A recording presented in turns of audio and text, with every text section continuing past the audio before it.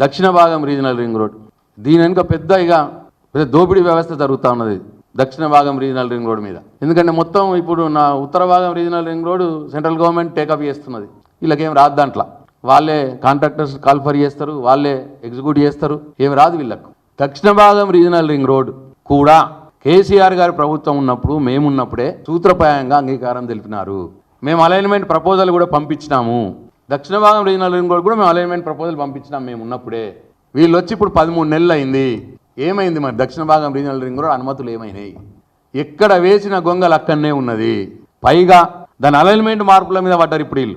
ఎవరెవరి భూమి ఎక్కడ ఉన్నది చూసుకుంటూ ఆ భూముల దగ్గరికి వెళ్ళి రీజనల్ రింగ్ రోడ్ పోవాలి, దక్షిణ భాగం రీజనల్ రింగ్ రోడ్. దాని మీద దృష్టి కేంద్రీకరిస్తున్నారు.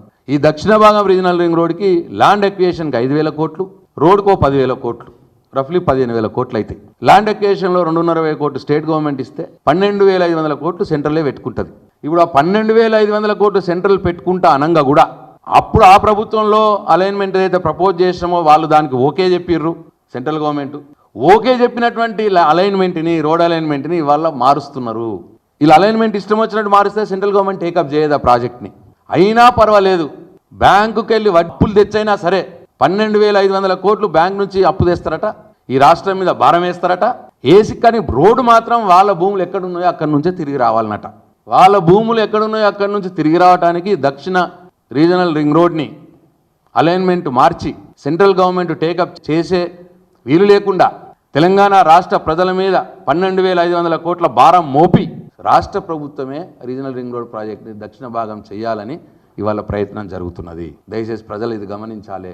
కేవలం వాళ్ళ స్వలాభం కోసం, వాళ్ళ భూముల దగ్గరికి రోడ్డు పోవాలని, ఈ రోడ్ వర్క్ని వాళ్ళ కాంట్రాక్టర్లకు ఇచ్చుకోవాలని, తద్వారా ఏదో లబ్ధి పొందాలని సెంట్రల్ గవర్నమెంట్ చేస్తామన్నా కానీ లేదు, వద్దు మేమే చేస్తామని తెలంగాణ ప్రజల మీద 12,500 కోట్ల భారం మోపి మరీ ఇవాళ వీళ్ళు చేసే యోచనలో ఉన్నారు.